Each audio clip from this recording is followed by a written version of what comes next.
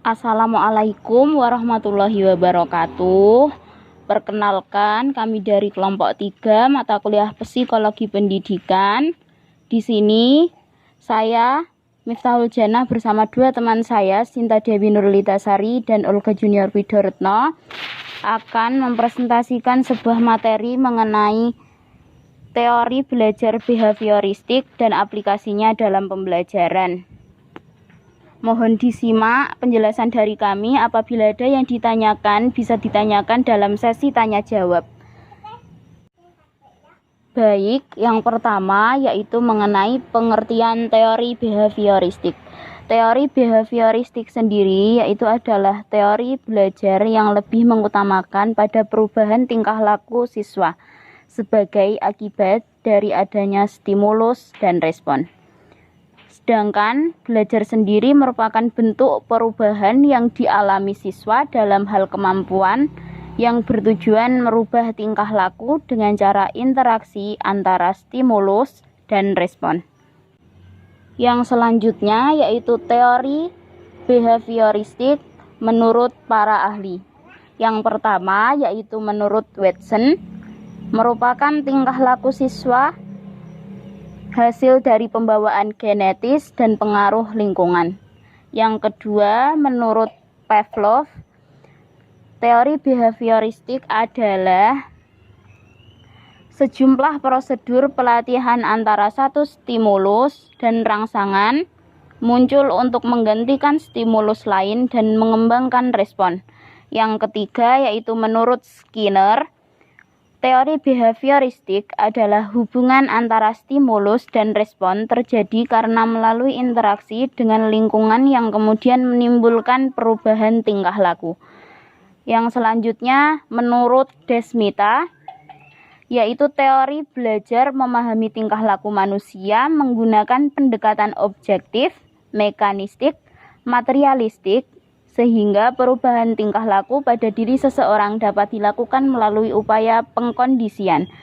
Dengan ini dapat saya simpulkan bahwasanya teori behavioristik adalah teori belajar yang lebih memfokuskan untuk mengembangkan tingkah laku siswa ke arah yang lebih baik. Di sini saya akan memaparkan materi yaitu penerapan teori behavioristik dalam pembelajaran. Yang pertama, sangat cocok untuk perolehan kemampuan yang membutuhkan praktek dan pembiasaan yang mengandung unsur-unsur seperti kecepatan, spontanitas, kelenturan, dan refleks. Yang kedua, cocok diterapkan untuk melatih anak-anak yang masih membutuhkan dominasi peran orang dewasa. Kemudian, konsep-konsep sederhana yang ada dalam teori behavioristik menurut Skinner. Yang pertama, deskripsi antara stimulus dan respon untuk menjelaskan perubahan tingkah laku atau dalam hubungannya dengan lingkungan tidaklah sesederhana itu.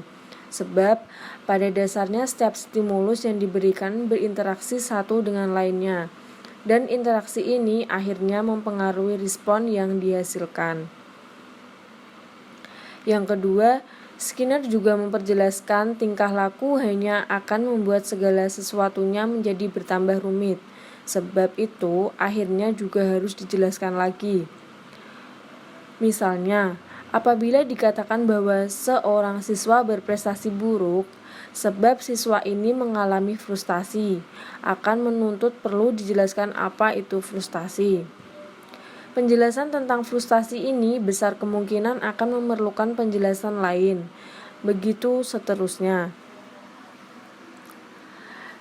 Kemudian penerapan teori ini dalam pembelajaran yaitu jika ingin siswa berhasil, guru harus memperhatikan beberapa prinsip berikut. Yang pertama yaitu guru harus mengetahui stimulus yang tepat untuk siswa. Di sini stimulus yaitu bagian dari respon stimuli yang berhubungan dengan kelakuan. Jadi stimulus yang tepat apa untuk diberikan untuk siswa. Kita harus mengetahui sikap dari siswa dan siswi. Kemudian guru harus tahu respon yang akan timbul dari siswa setelah diberikan stimulus. Kemudian menganalisis kemampuan awal dan karakteristik siswa.